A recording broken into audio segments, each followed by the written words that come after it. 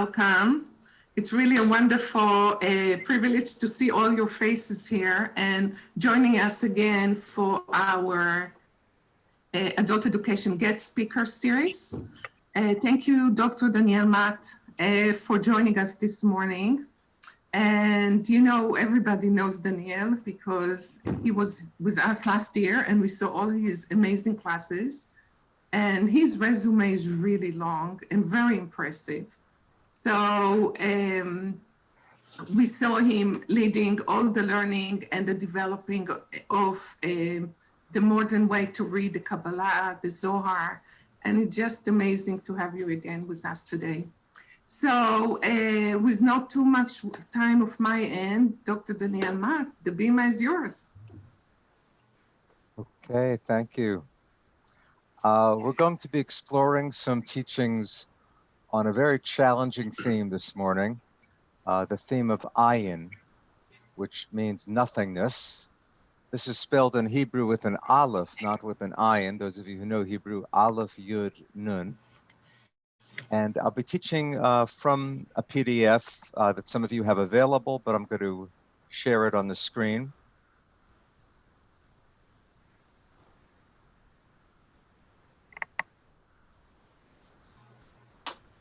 And this is it here. Dr. Matt, may I make a request that you, can you post a link in the chat also for folks who want to download the handout? I think Iris might have it available there. We already sent it last night to all our members, so everybody can check the email that arrived last night from Sharon and you have it there. Yeah. But I don't, I don't have a link immediately available, but I can post it in the chat from the email. okay. And I'll do it Okay, great. We're going to pause certainly toward the end of the session and maybe in the middle also for questions, because some of this material is difficult to make sense of, I'm sure. And just from my knowledge, we're scheduled to go until around 1 p.m. Pacific time. If you want to, we thought about earlier, but as long as people listening, we have the time. Yeah, no, what it's scheduled what, just for an hour? An hour and a half to 2 hours, yeah. Oh yeah, no, I meant to noon. I meant an hour and a half. Yeah, I was thinking a different time zone. Yeah, no, I'll plan to go from now until around noon Pacific time, 3 p.m. Eastern time. Great. Okay, so let's begin. You see there the Hebrew word ayin spelled with an aleph, aleph yud nun, and the simplest translation is nothingness, or I think it may be better to think of it as no thingness. And we'll talk about the various meanings that this has in Kabbalah. We're going to begin with a few teachings, not just from Jewish sources, but from sources around the world, what it means to speak of God with this strange term of nothing in Hebrew or English or other languages. And we'll begin with a quote from Plotinus. He was a philosopher who lived in the 3rd century in Egypt, and he is the founder of what came to be known as Neoplatonism, really a mystical version of Platonic thought. And he's talking here about the one you could really understand as God, Plotinus's name for God. He says, we say what the one is not, but not what it is. It is higher than what we call being. So Plotinus, in describing the ultimate reality, the oneness, he feels, being a mystic, he feels that everything is part of cosmic oneness. He doesn't want to describe what it is because language doesn't do justice to this ultimate reality. So he prefers a negative approach, Now, negative here does not mean bad. Negative here really means simply not trying to put into words the ultimate reality. It's better to say what the one is not, but not what it is, because it's beyond our categories of being. This is expressed by a Christian mystic in the second quote in a different way. God is the cause of being for all, but is itself non-being, for it is beyond all being. Okay, so he says it's more accurate to say that God is non-being. Now, this does not mean that God doesn't exist. God does exist, but God exists in such an intense way, in such a deeply real way, that this Christian mystic doesn't feel it's adequate to use the same word for God's being as for all other being. God is beyond all being. Another Christian mystic, number 3, this is a man named John Scotus. And I should say all of the names are identified down below in the footnotes. I'm not going to flip back and forth here between the text and the notes, but any of you can access the PDF itself from the link that Iris made available in chat. Excuse me. So this is number 3, the Christian mystic John Scotus Erigena. He lived in the 9th century. Because of the ineffable, incomprehensible, and inaccessible brilliance of the divine goodness, it is not improperly called nothing. So this is one of the first texts to actually use the word nothing about God. God's goodness is so indescribable, so beyond our comprehension, that it's not wrong to call it nothing. So nothing here does not really mean a blank. It means no thing. You could think of it really as the vastness. It's so vast that it can't be identified with any one location or any one description. And now we come to Maimonides, the greatest philosopher of the Middle Ages in the Jewish world. And look what he says in his book, his great book, The Guide of the Perplexed. God exists, but not through existence. So God's existence is of another type, of another variety altogether. And Maimonides also says, what we have here, number 5, this becomes central for the Kabbalah. The description of God by means of negations is the correct description. You come nearer to the apprehension of God with every increase in the negations regarding God. In other words, it's better to exclude certain categories from God. It's better to deny certain things about God than to claim certain things about God. If you say God is wise, that makes God sound like some human expert, some human scholar, and God's knowledge is beyond human categories. So it's better to say God is not limited in his knowledge. If you say God is strong, you seem to be comparing God to human strength. Better to say God is not limited in his capability. Those are examples of what comes to be called negative theology.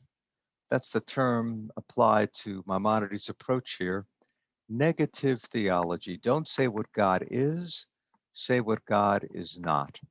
You come closer to apprehending God with every increase in the negation concerning God. So Maimonides does not go as far as to say God is nothing or God is non-being, but he celebrates this approach of negative theology. And one more teaching before we come to the Kabbalah itself, number 6. This is from the Talmud, in the name of Rabbi Yochanan. Rabbi Yochanan said, words of Torah endure only in a person who makes himself like one who is as nothing. As is said, V'hachochma me'ayin timatzeh. Wisdom, where is it found? Wisdom comes into being from ayin, nothing. Okay, a very short statement and then a quotation from the Bible. Let's look at each half of each of those two halves here. Words of Torah endure only in a person who makes himself like one who has nothing. In other words, your ego can get in the way. If you're sure you know something, if you're sure you're already wise, you're not going to let in new teaching. You're not going to really penetrate the words of Torah. You're not going to let the words of Torah penetrate you. So words of Torah become real, they endure, they become true, they reach you, they teach you only if you put yourself out of the way. Only if you let go of your magnified conception of your own being, your own wisdom. Now, as is typical of the Talmud, these teachings from the Talmud are usually given a proof text. Usually a verse from the Bible is quoted. So look at the verse that's quoted here. We'll come across this verse a number of times today from the book of Job. V'hachochma me'ayin timatzeh. Okay, 3 words in Hebrew. V'hachochma, wisdom. Me'ayin, the simple sense of this verse in Job is really a question, a rhetorical question. And that word ayin in Hebrew, me'ayin, can mean where, from where. So it's interesting, this word in Hebrew, ayin, can mean nothing, or it can be a question meaning where, me'ayin, from where. Where is wisdom? Timatzeh, where, how can wisdom come into being? Where is wisdom found? So that's the simple sense of that verse in Job. It's a rhetorical question posed by God to Job late in the book of Job. Where is wisdom to be found? It means you can't locate wisdom. It's a rhetorical question. You cannot locate wisdom. You can't pinpoint wisdom. You can't limit wisdom. Where can wisdom be found? The answer is really anywhere or nowhere. There's no one place that exhausts all of wisdom. That's the simple meaning of the verse, but Rabbi Yochanan is quoting this verse in a very different sense. For him, it now means it's not a question, it's a statement. Wisdom is found. Wisdom comes into being from ayin, from making yourself as nothing, from taking your ego out of the picture. Move your ego aside and wisdom can come in. That is now the meaning of the verse in Job. HaChochma me'ayin timatzeh. Okay, I want to pause right here to see if there are any questions, and I'll take a look in the chat to see those. If anyone wants to pose a question, please write it in the chat. Anything relating to these first few quotations we've looked at, or simply about the Hebrew word ayin. If not, we can go on, but I'll pause for a moment to see.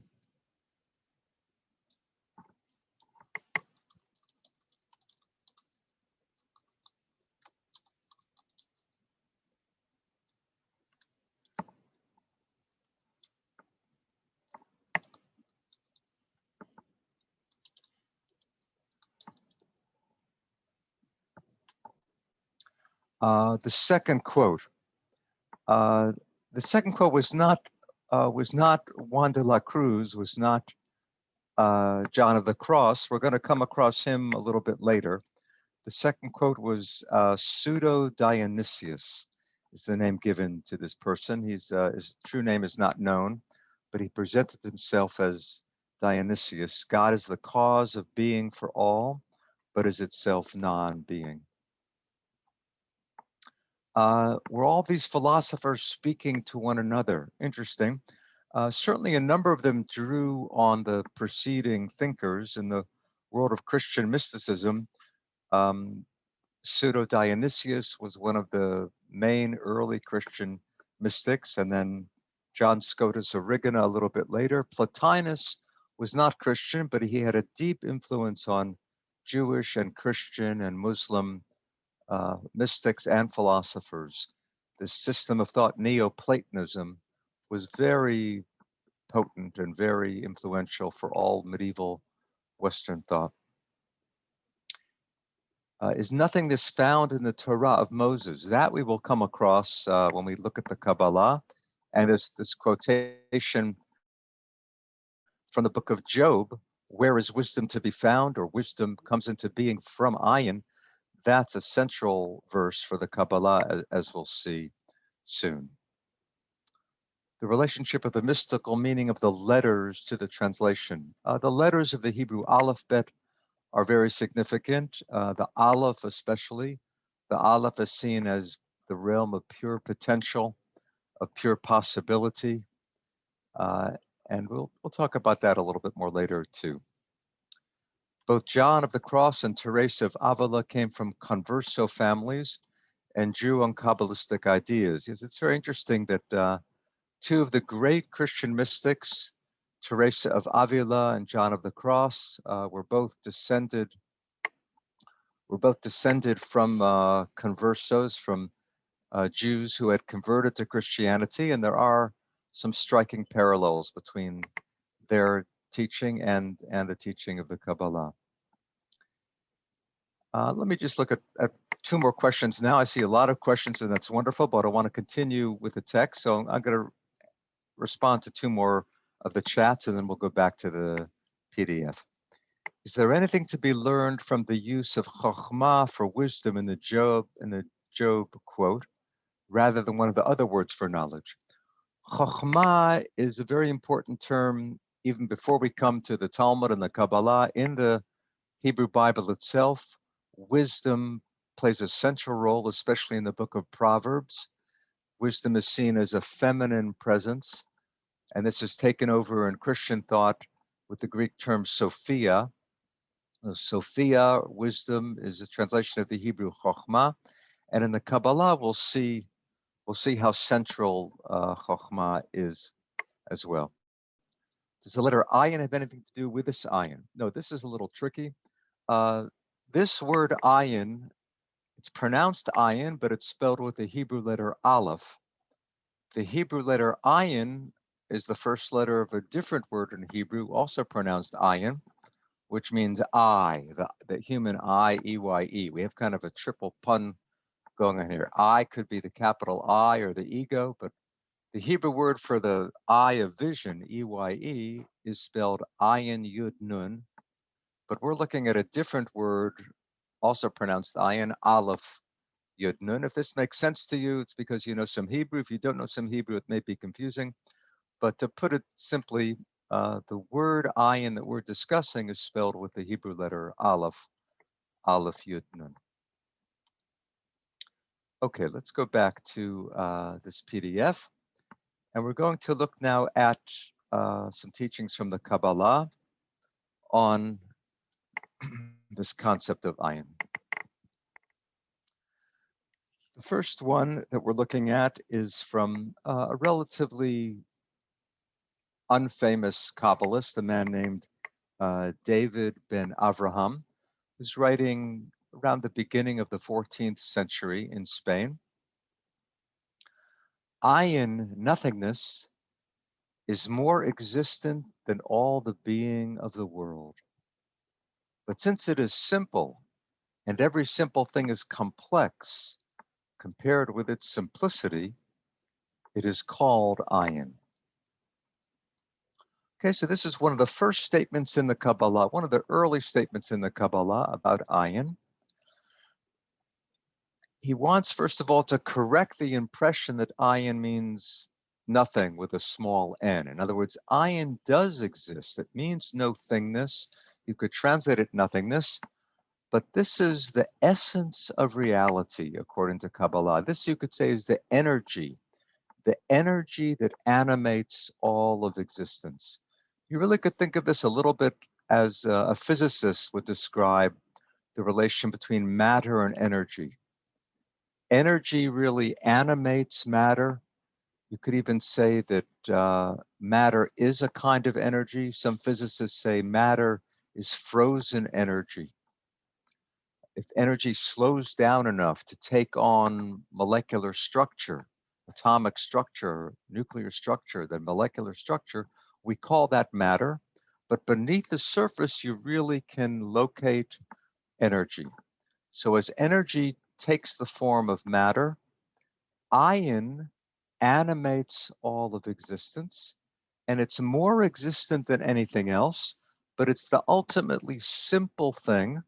It's so simple that we give it this paradoxical term of no thing. And as I say, it's better to think of it as no thingness.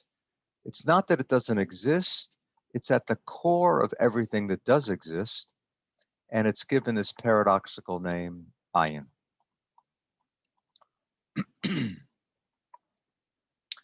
Now we turn to the second page and teaching number 8. This is from another Kabbalist, a man named Asher ben David, writing in the 13th century, going back a little bit, 13th century Spanish Kabbalah.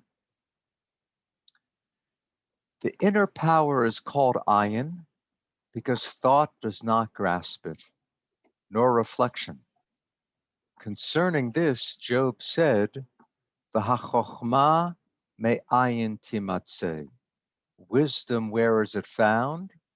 Wisdom comes into being from ayin. So he's quoting the same verse from Job, the verse that we saw before in the Talmud, but now this takes on a somewhat different meaning. The inner power is called ayin.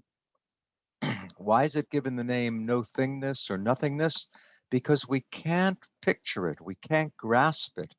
Our limited human minds cannot comprehend the vast reality of God. So God is given the paradoxical name of no thing. And again, the verse from Job tells us something about this. V'hachochma me'ayin timatzeh. The simple meaning, wisdom, where is it found? But this Kabbalist, as the rabbi in the Talmud, understands the verse not as a question, but as a statement, as a declaration. Wisdom comes into being, v'hachochma timatzeh. Wisdom comes into being, me'ayin, from ayin. Wisdom comes into being from ayin.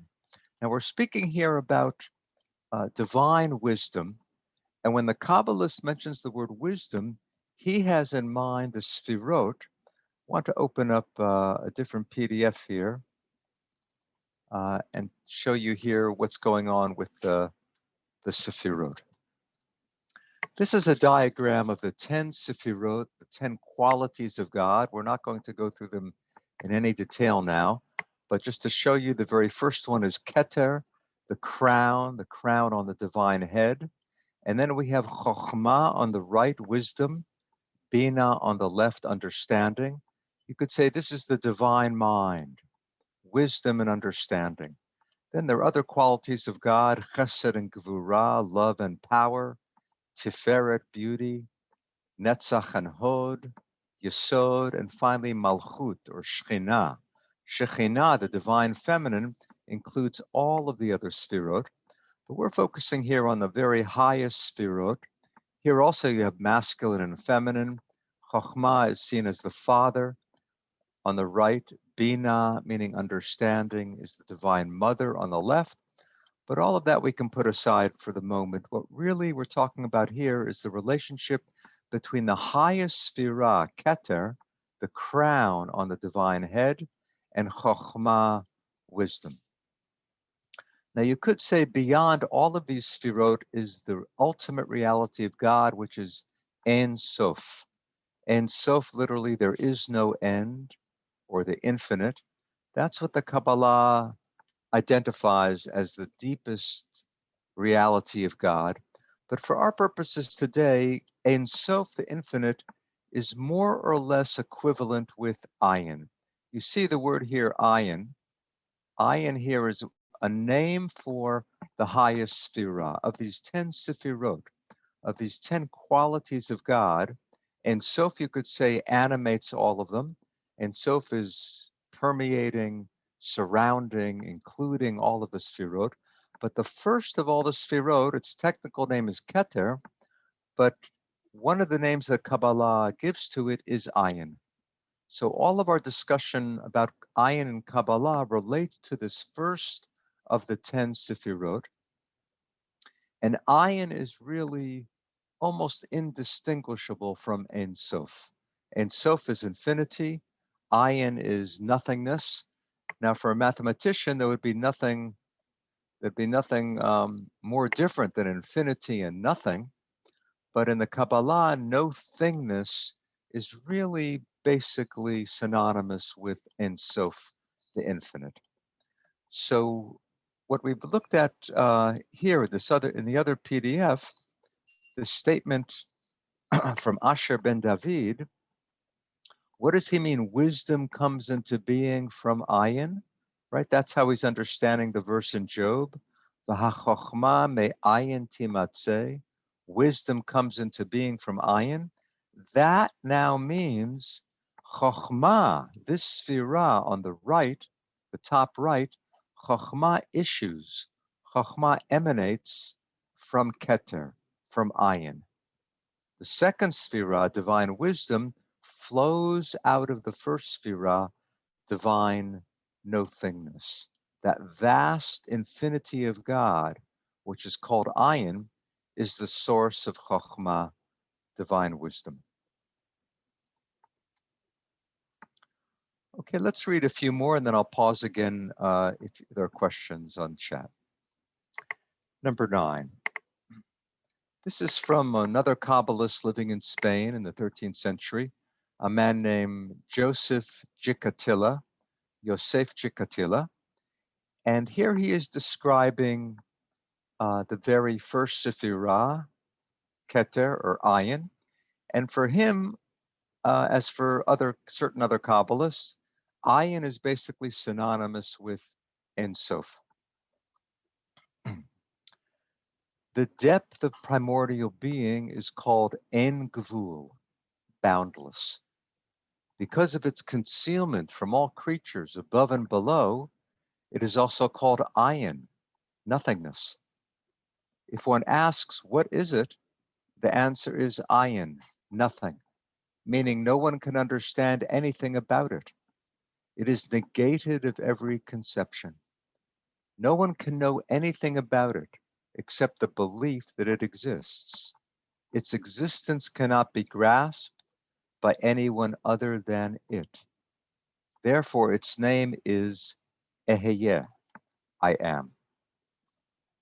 Okay, there's a lot packed in here in this paragraph. Let's go through it. Yosef Gicatilla is describing the highest of all the Sfirot, which for him is identical with Ein Sof, the infinite. Here he calls it by another name, Ein Gvul. Instead of Ein Sof, there is no end. Ein Gvul, there is no boundary, the boundless. So Ein Sof is infinity, is the boundless. This is the ultimate reality of God, beyond God as father or mother, beyond the biblical descriptions of God as king or ruler or judge. This is pure infinite being. It's so concealed. Why is it called Ayin, nothingness? Because if you try to ask what is it, the answer is nothing. Now again, nothing does not mean a blank. Here, this paradoxical term means you can't understand anything. There's nothing you can put into words. There's no way to express the ultimate reality of God. So in a kind of shorthand, we call God nothing. Again, to make this clear, it does not mean that God does not exist. This is not a kind of atheism. This is a mystical declaration that God cannot be defined. Calling God Ayin, calling God no thing, is a way to say that we can't grasp the divine reality with our puny human intellect. It's negated of every conception. All that we can know is that it exists, but that even that existence can't be grasped. And notice how Gicatilla ends this paragraph.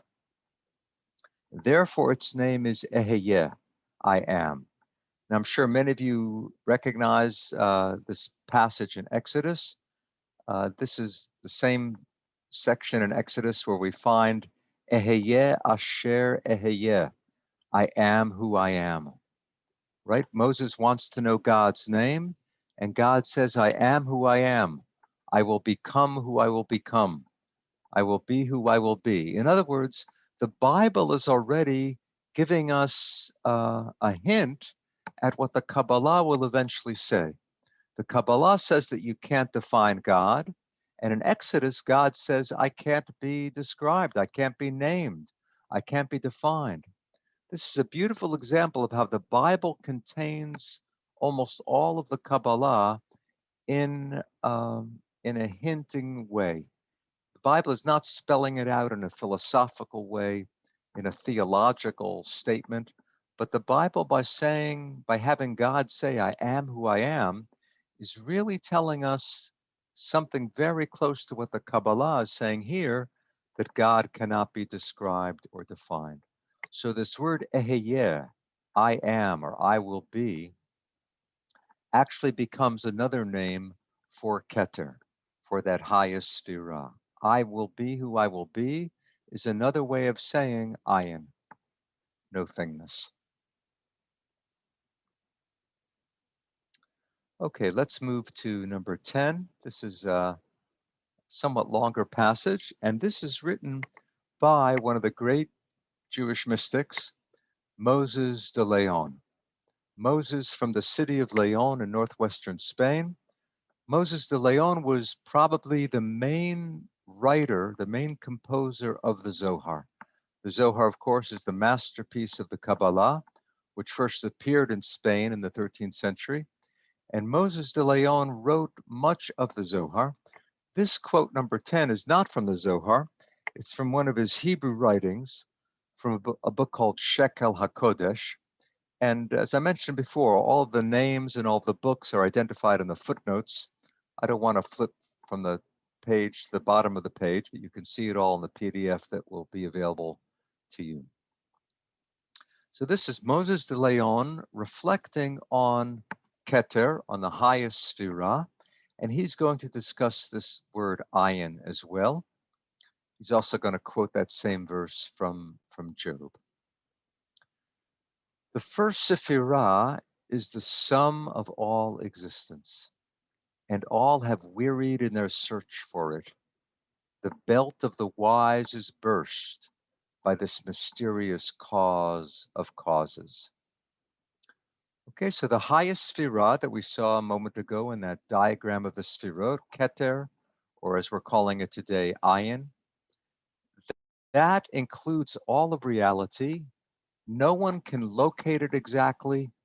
Notice what he says, the belt of the wise is burst.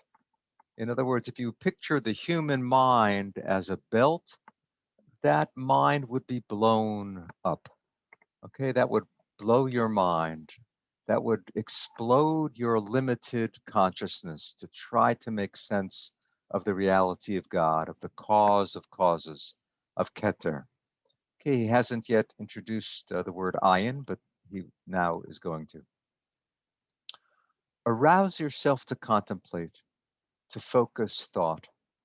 For God is afisat kol hamachshavot, the annihilation of all thoughts, uncontainable by any concept. Okay, that's his definition of God, the annihilation of all thoughts, because no human thought can capture, can exhaust God. Indeed, since no one can contain God at all, it is called ayin, nothingness. This is the secret of the verse, V'hachochma me'ayin timatzeh. Wisdom comes into being from ayin.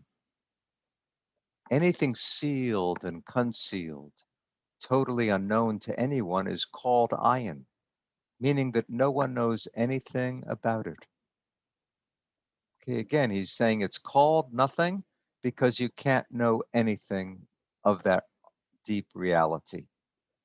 Similarly, no one knows anything about the human soul. She stands in the status of nothingness. You see what he's doing? He's comparing God to the soul. Now, he just told us that God cannot be comprehended, and yet now he says that that's similar to the soul. Our human essence can also not be comprehended. So we share something with God. We share the incomprehensibility of God. God cannot be known. And if you really try to know the essence of your beloved, of your child, of your parent, of yourself, can you really know the essence of your own being? Can you define it? Can you describe it adequately? It's really indescribable. The human being, the human soul is indescribable, and God is indescribable. So we share in Ayin. Now, how can he find a proof text for that? We've already seen a proof text for God being Ayin from Job. Wisdom comes into being from Ayin. Now Moses de Leon provides us with a biblical verse that tells us about the human relation to Ayin. And what is that? A verse from Ecclesiastes. The superiority of the human over the beast is Ayin. Okay, from Kohelet. Kohelet is the Hebrew word for Ecclesiastes. The Hebrew there is umotar ha'adam min ha'behema ayin. Now here too, there's a transformation of that verse. The simple meaning of that verse in Kohelet and Ecclesiastes is that we have nothing over the beasts. Okay, this is typical of the book of Ecclesiastes. Ecclesiastes has a lot of material that was very challenging. It almost didn't make it into the biblical canon because of some of its teachings, right? Ecclesiastes says, vanity of vanities, all is vanity, all is passing, all is transient. It has some similarities with Buddhist teaching, and certainly there are all parallels between Ayin and Buddhist teaching too. We'll come to that a little later. But the simple meaning of this verse in Ecclesiastes has nothing to do with divine nothingness. It's really that we are no better than animals. We live and die, animals live and die. We don't really figure out the meaning of life. Animals don't figure out the meaning of life. The superiority of the human over the beast is nothing. But that is not why Moses de Leon quotes the verse. He turns the verse on its head. For Moses de Leon, the verse means what? The superiority of the human over the beast, the advantage that we have over animals is that we are also Ayin. We also are indescribable. We also, our essence is also something that can't be put into words, that can't be described adequately. So we share in the divine no-thingness. For Moses de Leon, that is now the meaning of this verse in Ecclesiastes. You see, he's really turning the verse upside down. The verse is really saying, in its simple meaning, we are no better than animals. The simple meaning of Ayin, nothing. We have nothing over the animals. And he turns that around, and now it means we have something amazing. We have something that no other creature on earth has. We have the indescribable, ultimate no-thingness, which God and we share. By means of this soul, as Moses de Leon goes on to say here, by means of this soul, the human being attains the glory of Ayin. Now there's something glorious about Ayin. It's not a put down. It's not, this is nothing. It's now nothing with a capital N, you might say, or no thing. Now Moses de Leon concludes with this. That which abides in thought, yet cannot be grasped, is called chokhmah, wisdom. What is the meaning of chokhmah? Chakeh ma, wait for what? Okay, he's dividing the word chokhmah into two Hebrew words, chakeh ma. Chakeh, wait, ma, what? Wait for what? Since you cannot grasp it, chakeh, wait. For ma, what? What will come and what will be. This is the sublime primordial wisdom emerging from Ayin. So what does the word chokhmah now mean? Pause. reflect, meditate, wait for what will come. Don't immediately pounce with your mind. Don't immediately try to put into words what you may be experiencing. Wait for something to unfold. That is the deepest wisdom, according to Moses de Leon. He's talking here about human wisdom and about divine wisdom. How can our mind get a taste of divine wisdom? By waiting for what will emerge. Let's pause here. I'd like us just to meditate for a moment. We can meditate on this verse from Job. Wisdom comes into being from ayin, or simply on that word chokhmah, splitting it up into chakeh ma. Wait for what? Let's meditate together for a moment, and then we'll take a few more questions from the chat.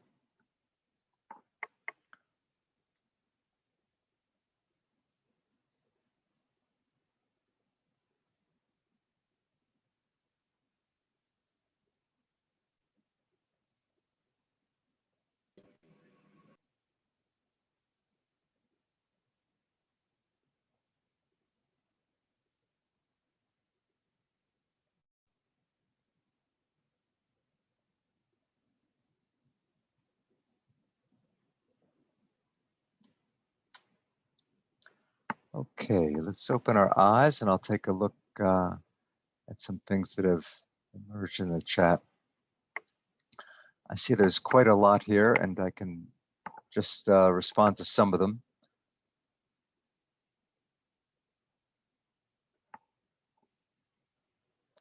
If we say it is really no thing, are we saying that it is energy then? Yes, I think that's one good way to get a handle on what the mystics mean when they talk about this no thingness. It's not a blank, it's not a put down, it's not a denial of reality. It's saying that our human words don't adequately describe what it is. And I think energy is one way to think of it. I mentioned that a physicist would talk about the relationship between energy and matter. Matter is really frozen energy.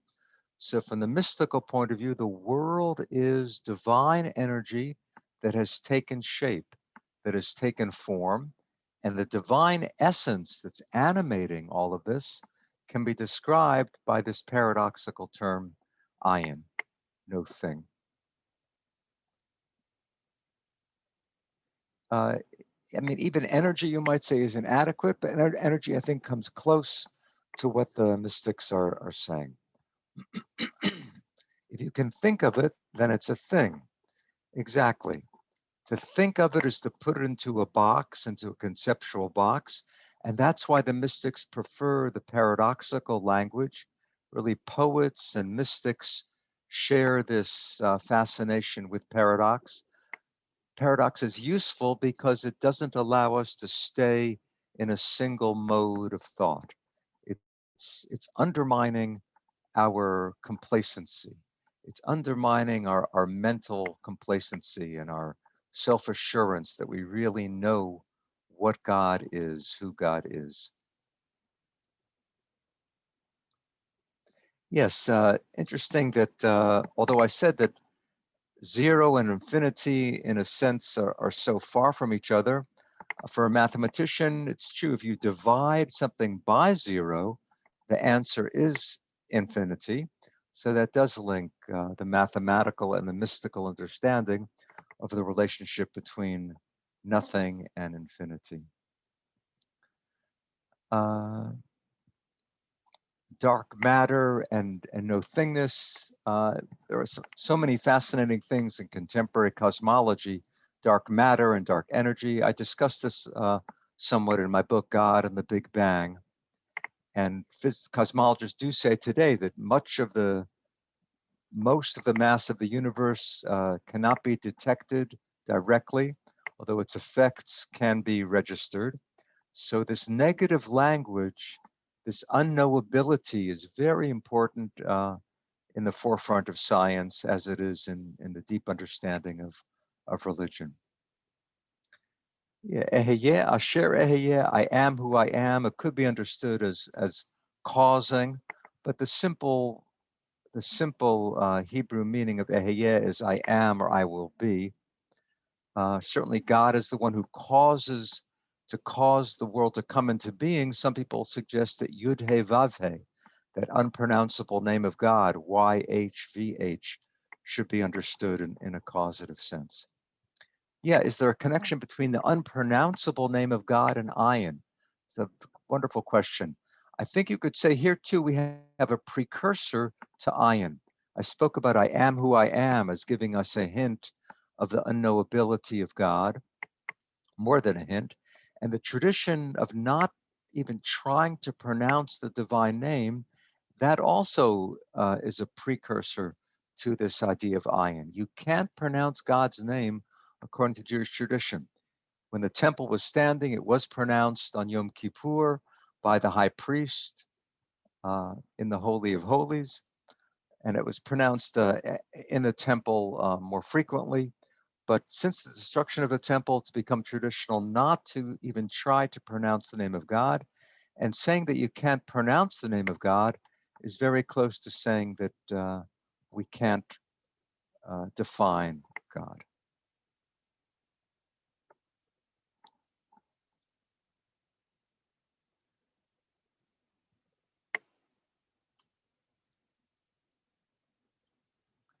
Is idolatry, if idolatry is a worship of the creation of one's own hands, isn't ayin the ultimate opposite of idolatry? Yes, I think ayin is really an attack on idolatry, what you might call mental idolatry, right? Idolatry is seen as building an image and bowing down to it, but theology can also turn into a kind of idolatry if we think we know who God is.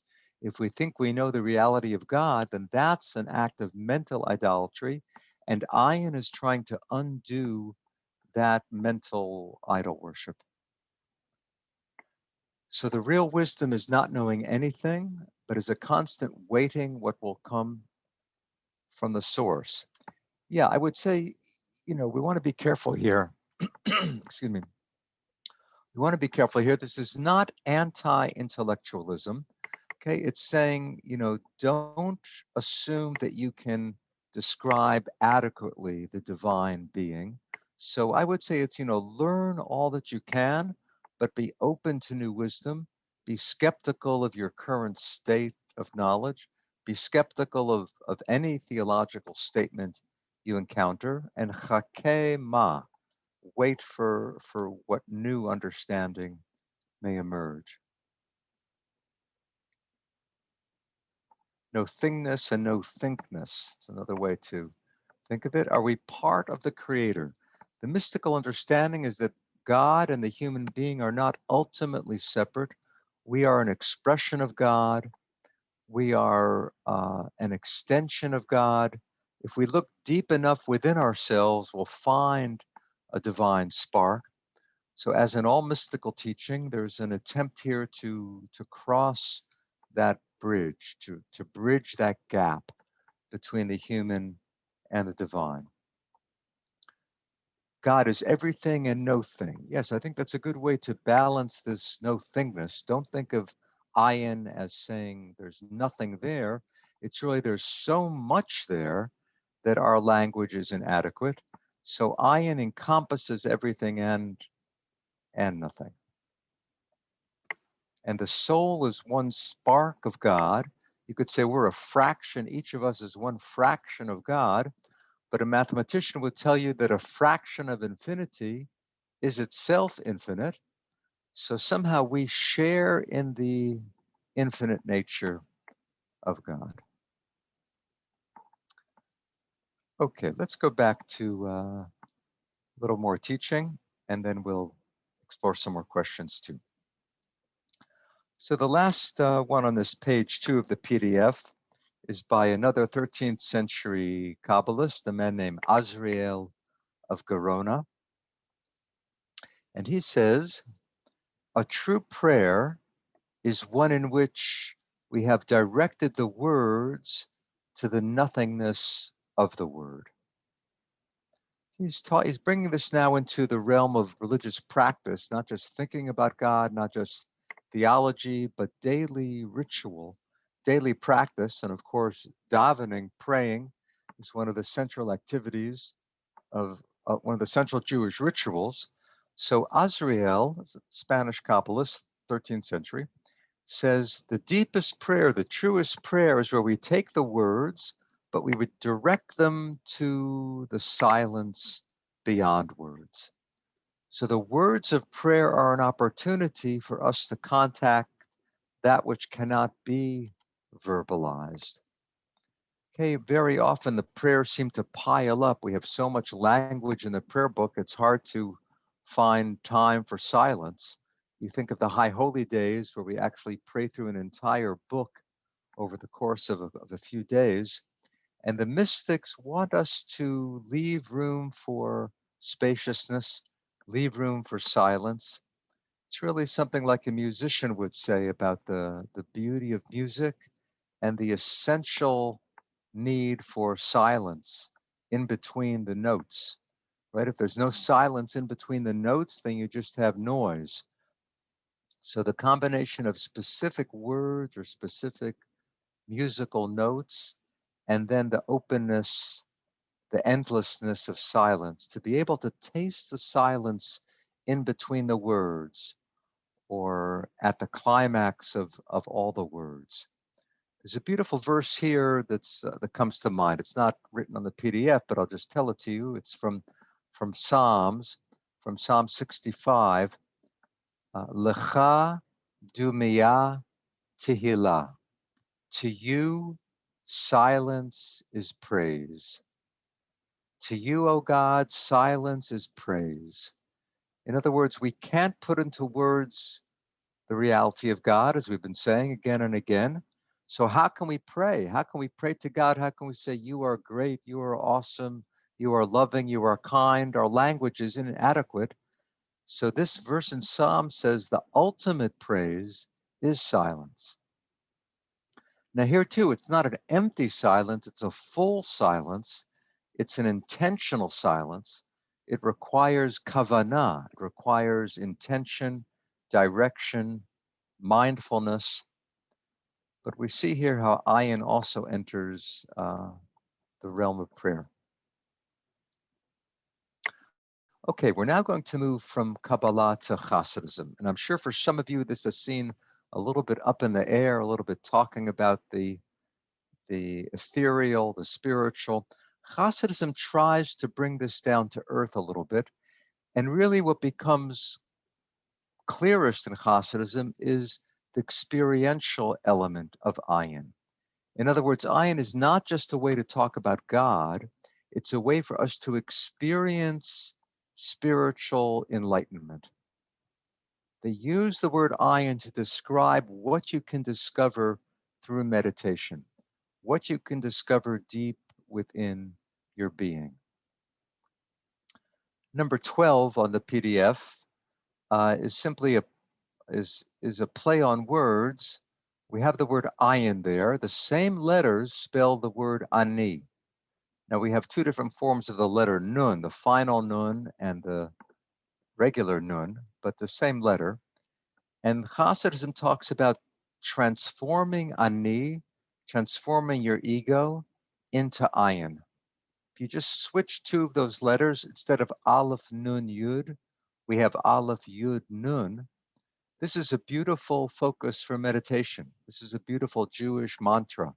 To take the word ani, which means I am, ego, self with a small s, and to turn the self into nothing, to melt into something greater, to lose our limited sense of who we are and imagine that we're part of a oneness, that we're part of something greater.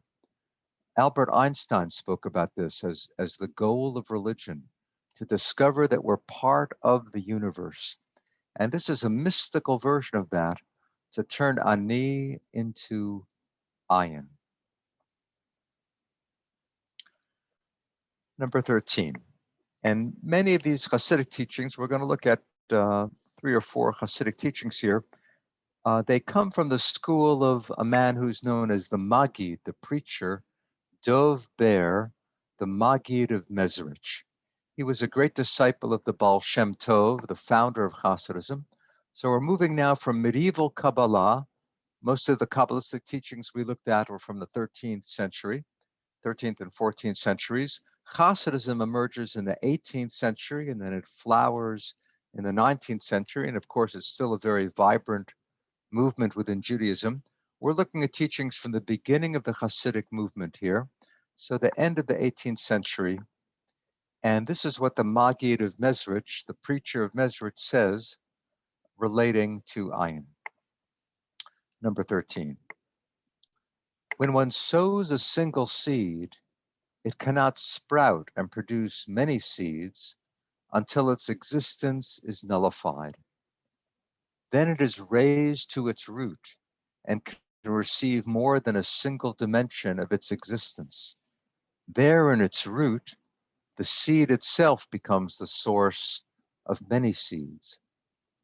So he's starting with something in the natural world. Let's put aside theology for the moment. Let's put aside mystical systems, mystical contemplation. Just think of planting something in the ground. If you sow a seed in the earth, it actually cannot produce anything until it self-destructs, until it bursts apart. Unless the seed disintegrates, it cannot produce new life.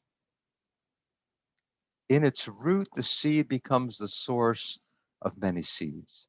So this is not about planting only. This is about transformation. This is about growth. We can't grow in a productive way unless we can let go of part of who we are, unless we can surrender our image of who we are. Then something new may emerge. So there's something positive about disintegration. Now, of course, if you have only disintegration, if you only fall apart, that could lead to catastrophe. And the Maggid is not advocating that.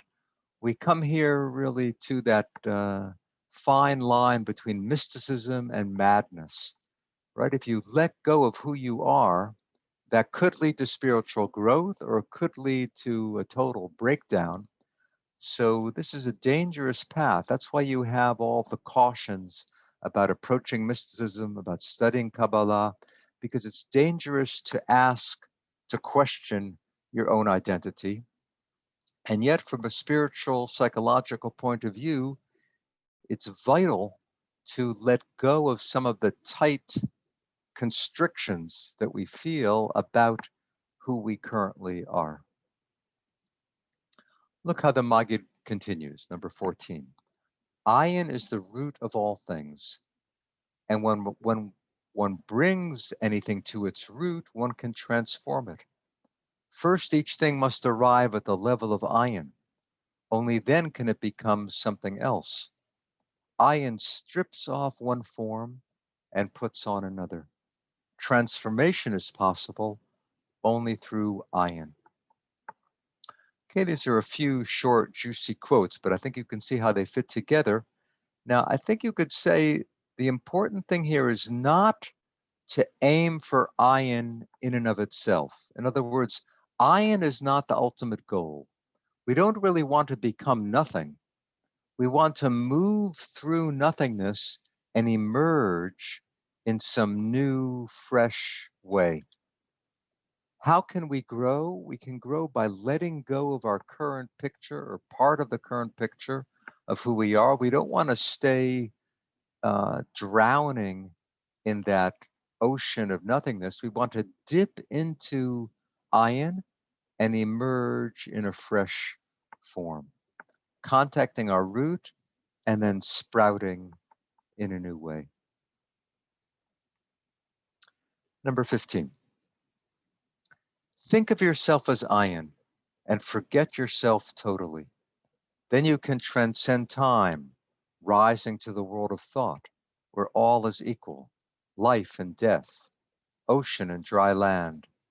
Such is not the case if you are attached to the material nature of the world. If you think of yourself as something, then God cannot clothe himself in you, for God is infinite. No vessel can contain God unless you think of yourself as iron. So how can you possibly welcome God in? God is infinity. We are finite creatures. How can there be any connection? How can there be any relationship between the finite and the infinite? How can we experience this ultimate infinite reality? Only if we enlarge our borders.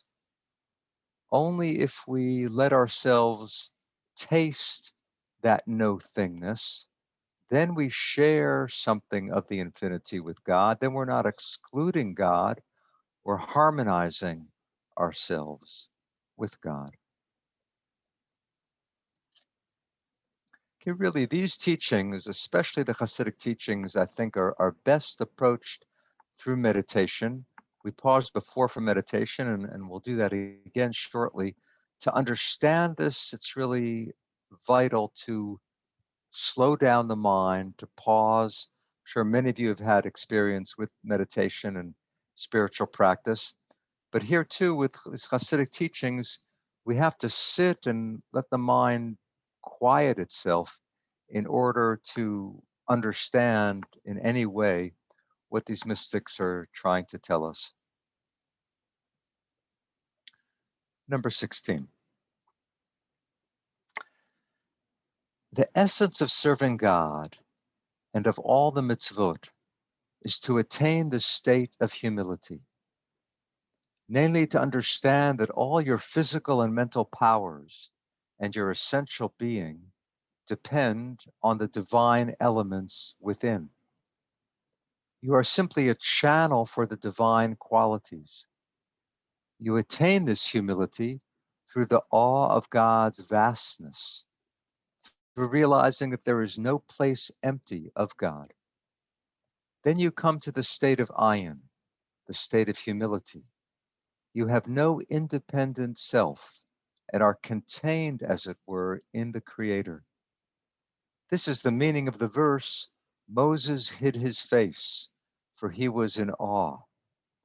Through his experience of awe, Moses attained the hiding of his face. That is, he perceived no independent self. Everything was part of divinity. This is a beautiful teaching by a student of the Maggid of Mezrich. So this is early Hasidic teaching. Let's look at it closely, number 16. He speaks here of the mitzvot, okay, the essence of serving God, the essence of fulfilling the commandments of the Torah is to reach humility. Okay, we haven't mentioned that word yet, and it's quite interesting. To attain the state of humility, you remember at the very beginning, we looked at that passage from the Talmud, the only way to really approach Torah is to let go of the self. You could say there too, the teaching is one of humility. If you're full of yourself, you can't let anything new in. You have to let go of some of your self-image, of some of our pride. We have to let go of pride to learn something new. So here he's talking about humility as a mystical goal. This is mystical humility, and that relates to ayin. You could see ayin, nothingness, as mystical humility. Look how he describes it. It's not that you deny your powers, it's not that you deny your talents or your gifts, but you see that whatever gifts we have, whatever talents we have, whatever beauty, physical or mental or emotional beauty we have, those elements, those powers, those beautiful features depend on the divine elements within us. We are a channel for the divine qualities. This takes us back to the Sefirot, that diagram of the Sefirot. They're in the shape of a body, and the Kabbalah teaches that we, as the Bible teaches, we are in the image of God. We express divine qualities. We can express divine love. We can express divine rigor or strength. We can balance love and strength. So it's not to deny who we are, it's to see who we are as an expression of some cosmic energy. How do we attain that humility? By being aware of God's vastness, by realizing, and here he quotes from the Zohar, the Aramaic, Let atar panui mine. There is no place empty of it. There is no place empty of God. God fills the universe, so God fills us. We express divine energy, we express divine qualities. If you can convince yourself of that, you are on the verge of ayin, which he calls the state of humility. So ayin itself is a state of humility. Why? Because you're really saying, you're giving the ultimate statement of humility. You have no independent self. We are not totally separate from God. We're contained in God. And now again, we have a proof text. How do you show this in the Bible? Well, Moses' experience at the burning bush. We come back here again to the burning bush, where God said, I am who I am. When Moses sees the bush burning, the Torah says, Vayaster Moshe et panav. Moses hid his face, ki yareh, for he was in awe. So that means, the simple meaning is he was frightened by what he saw. He was frightened by this scene of the bush burning and not being consumed. But for the Hasidic teacher, what does it mean he hid his face? He attained the hiding of his face. You could say his identity was effaced. His identity disappeared. His separate personality fell away because he had attained the experience of wonder, of awe. He had attained the experience of ayin, of no thingness, because he no longer saw himself as separate from the divine. Everything was part of the divine. That is a state of mystical humility. It's beautiful to connect it with humility. And let's take a look down now at a footnote. Someone mentioned John of the Cross, and in note 16 here, John of the Cross says something similar. When one is brought to nothing, nada. Okay, so in Hebrew we call it ayin. Writing in Spanish here, John of the Cross calls it nada. When you're brought to nothing, the highest degree of humility, the spiritual union between one's soul and God will be effected. So you can attain no thingness, which is humility, which is mystical union. While we're at the footnotes, take a look at note 13, footnote 13 here. There you have parallels to the seed disintegrating. Okay, in the New Testament, unless a grain of wheat falls into the earth and dies, it remains alone. But if it dies, it bears much fruit.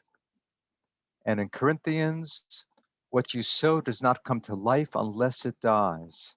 Okay, the seed cannot produce new life unless it disintegrates.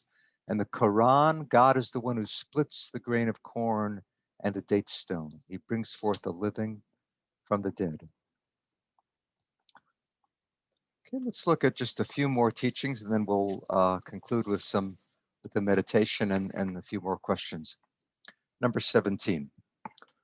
When reciting the first line of the Shema, Hear, O Israel, Yud-Heh-Vav-Heh are God, Yud-Heh-Vav-Heh is one, you should intend that there is nothing in the world but God. You should consider yourself to be ayin ve'efes, absolute nothingness. Your essence is only the soul within, part of God above. Thus only God is. This is the meaning of the word one. Notice how we have a transformation here of the meaning of one of the most famous lines in all of Judaism, in all of the Torah and all of the prayer book, Shema Yisrael, Adonai Eloheinu, Adonai Echad.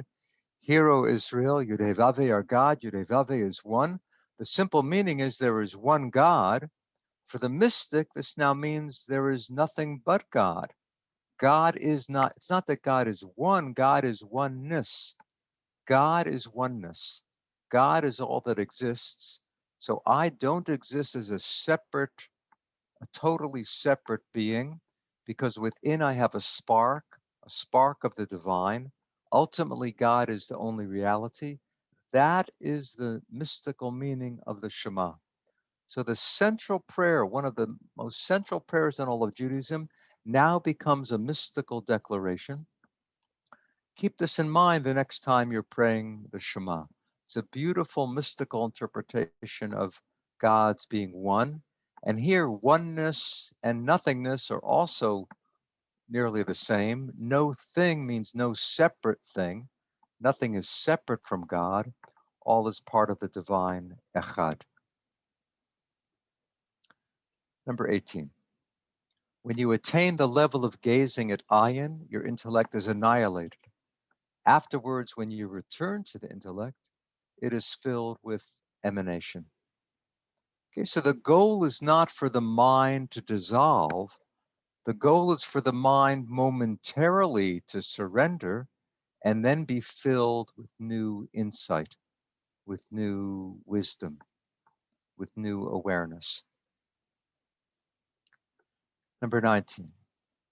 This is the foundation of the entire Torah, that yesh, the apparent somethingness of the world, be annihilated into ayin.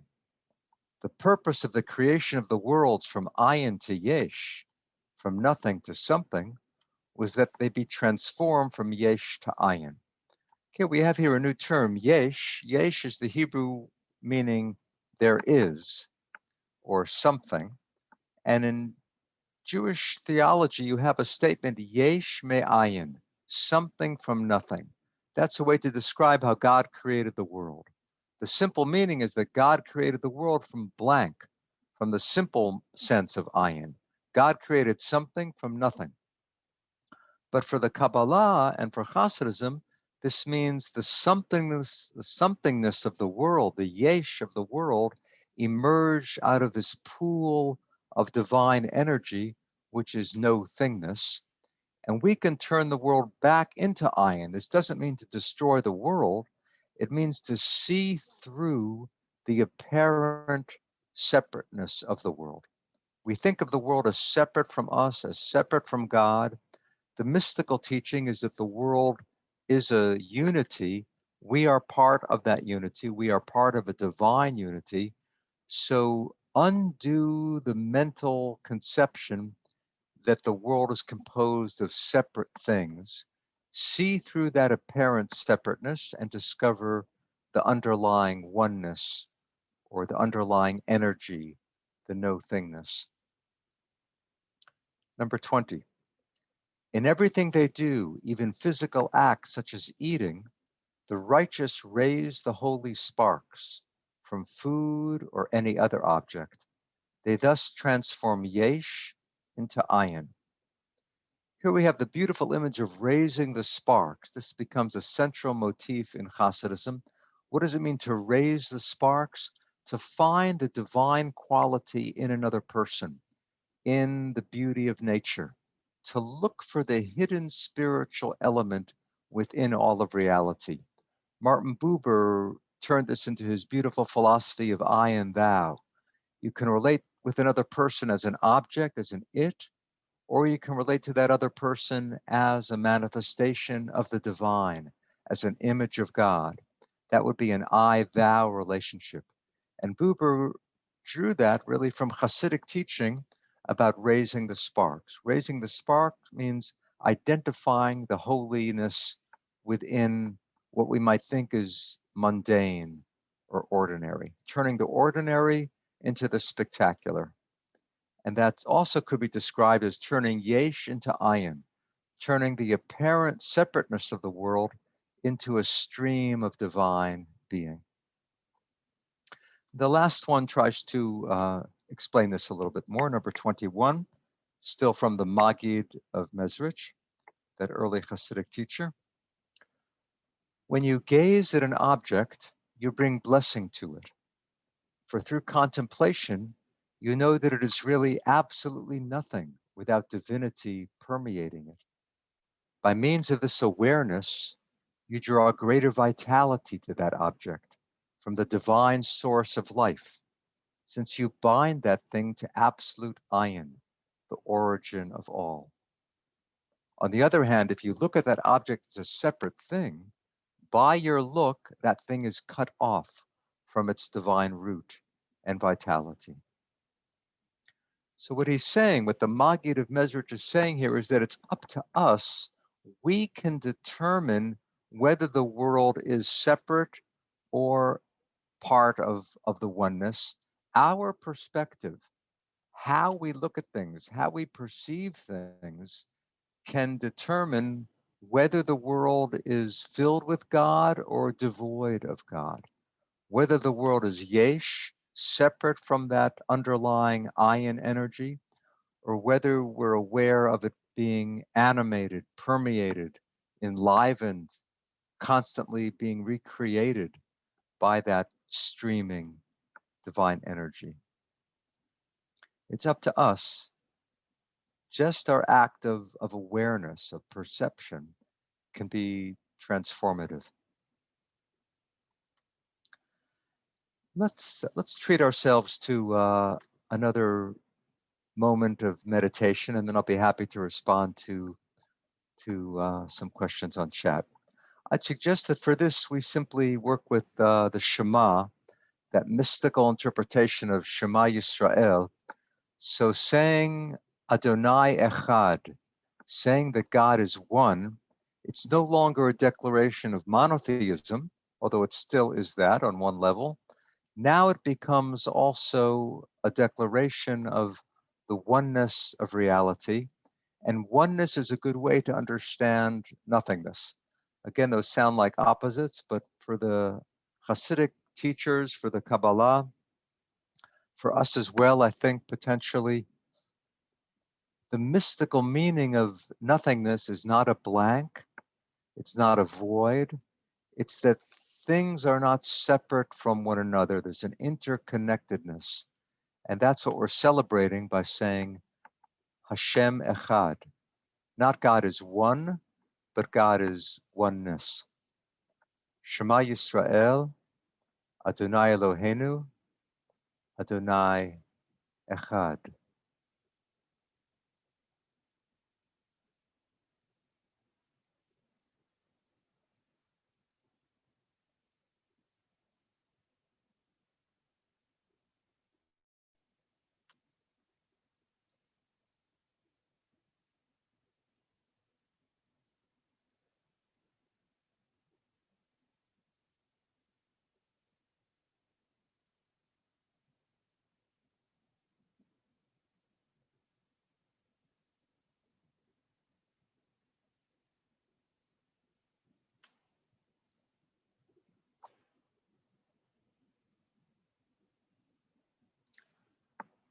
Okay, let's come back together.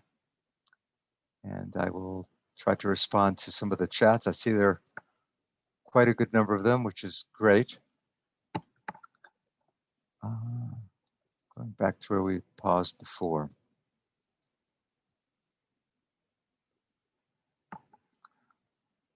The sound of silence, right? That itself is helpful. Simon and Garfunkel are also spiritual teachers. And Psalm 65, to you, silence is praise. The white space and the black letters, right? The Torah is written, according to one midrash, black fire on white fire. So learning how to read not just the letters, but learning to commune with the white space behind the letters, with that infinite expanse of revelation. And the specifics of the words can lead us to the infinity of the white space. As Azrael said about prayer, that should work for study as well. Creating assumes out of nothing, making assumes out of something. Hashem both created and made man. So there's an element of creation ex nihilo, out of a blank, and creating out of that underlying energy. Both perspectives can work.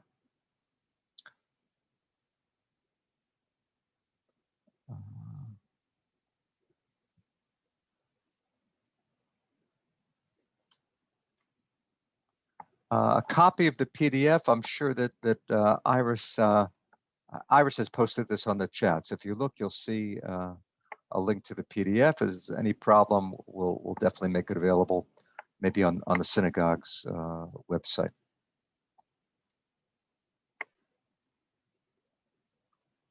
Yes, Moses has this encounters the divine outside of time. You could say he has an experience of the infinity.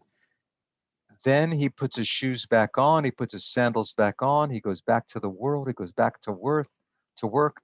I think that's very helpful. In other words, the moment of revelation, the moment of mystical experience is a moment of transformation. Then there's work to do. There's work to be done in the world.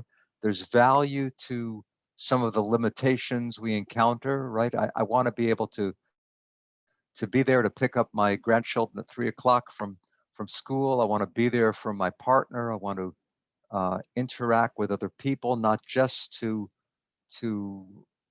luxuriate in mystical ecstasy. So the challenge of getting something done in the world, of being committed to social action, being committed to tikkun olam, we don't want to lose sight of that. Again, the goal is not ayin in and of itself. The goal is to dip into ayin and then emerge renewed, restored, rejuvenated, and committed to tikkun olam. I want to say a word briefly about the parallel here with Buddhism. I'm sure for many of you this has come up already, or you may be aware of it from other sources. The term in Buddhism that comes closest to ayin, I think, is shunyata. It's often translated emptiness. And what this really means is something similar to what we've just been talking about. What Buddhism teaches is that things are not ultimately separate from one another. There's what's called codependent origination, that things emerge out of relationship with other things. And it's an illusion to think that anything or any person exists ultimately in and of itself.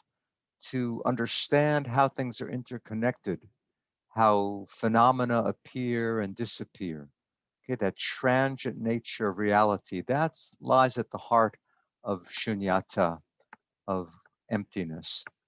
I've written something comparing shunyata and ayin, and I'll make that available too for Iris to put on the website. But they are very, very close.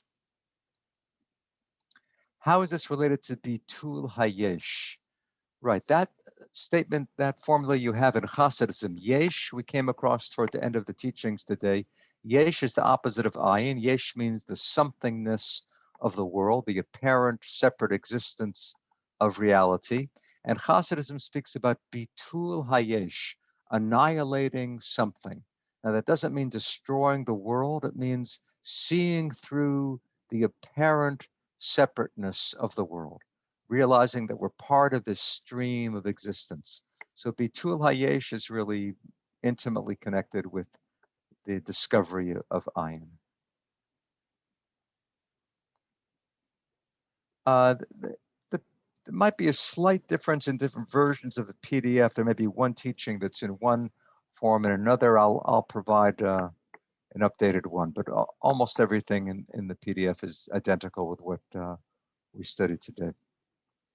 Orange is commanded to lahavdil, to make distinctions, the weekday from the Shabbat, kosher from treif, right? There's so much about distinction and differentiation that's built into many religions and certainly into Judaism. So how do we square that with ayin? It's a really good question. Ayin, the boundlessness and doing away with boundaries, seems to be antithetical to all of the distinctions between forbidden and permitted. I would say that there are moments of oneness. I don't think we can live in oneness full time. If you try to live in oneness all the time, you won't get much done. You won't be there for your children, for your partner, for your parents, for the world. You can justify your own selfishness by saying, I just want to taste my connection with the one. So I think it's dipping into oneness and coming out of that experience with a sensitivity, with an awareness for others. this question of what are we commanded to do? What are the mitzvot? We should remember that one of the mitzvot is to cleave to God. So you really could say one of the mitzvot of the Torah is to have mystical experience. It's actually written in the Torah, devekut. It's called devekut, v'davakta bo, uvo tidbakun. You have that in Deuteronomy 3 or 4 times. You have that commandment, cleave to God. So it's not that mystical experience is antithetical to the mitzvot. It's that one of the mitzvot is to be mystically connected with God. Out of that connection comes an awareness that other people are also in the divine image. We can't get so carried away with our own divine image that we're blinded to other people's divine image. So I think the challenge is to navigate between mystical oneness and our responsibility for one another. Hasidism, you have a beautiful line. They quote the verse in Proverbs, B'chol derachecha da'ehu, know God in all your ways. In other words, not just the official list of mitzvot, but know God in the supermarket, know God in the workplace, know God in the living room, in the bedroom, in the bathroom. Know God in all your ways. And Hasidism teaches, beautiful teaching from the Maggid, if you fulfill that verse, know God in all your ways, then the number of your mitzvot, the number of commandments, is infinite. So it's not that you have fewer commandments because of mystical awareness, you have more commandments. There's a constant challenge to be aware of the divine potential in one another. Psalm 46 that John quotes for us, let go and know that I am God. It's a beautiful verse. Harpu u'du'u ki ani Adonai. Let go and know that I am God. The analogy to musical notes, I was just saying what some musicians say, that without the pause of silence between the notes, we would just have cacophony, we would just have noise. So the silence is vital for the experience of music, and that's similar to study and to prayer.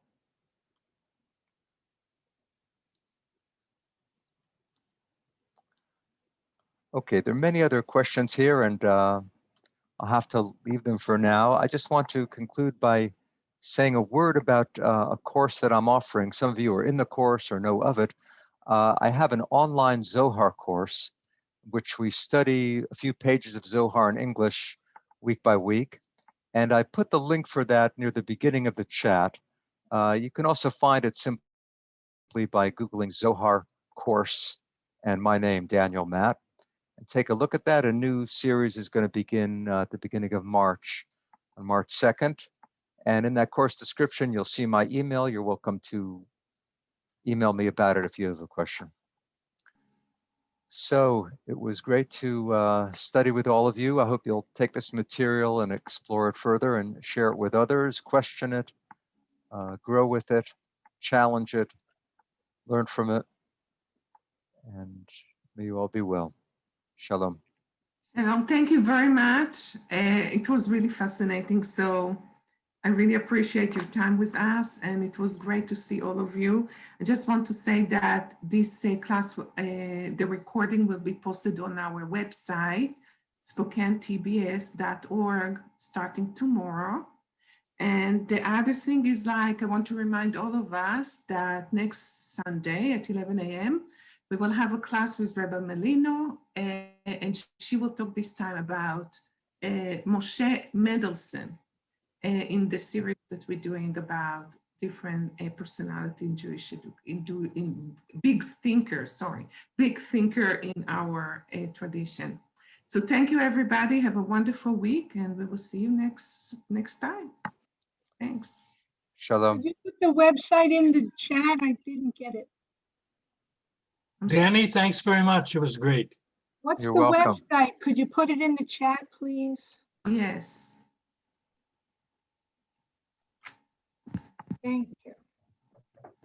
Thank you so much, Dr. Matt. It's a pleasure to have you in Spokane, if you're not in Spokane, but to teach our community. We always appreciate you. Thank you very much. It was truly incredible. Thank you. Thank you so much. By the way, thank you to the community. We are connected from all over the world, here from Chile. So it was a pleasure for me to get in touch with your community and be part of one of your classes. So thank you very much for also making this free for everyone around the world. Welcome. Thank you for being here. It was really a privilege to host so many people from all over and different places. So thank you. Thank you so much from Portugal.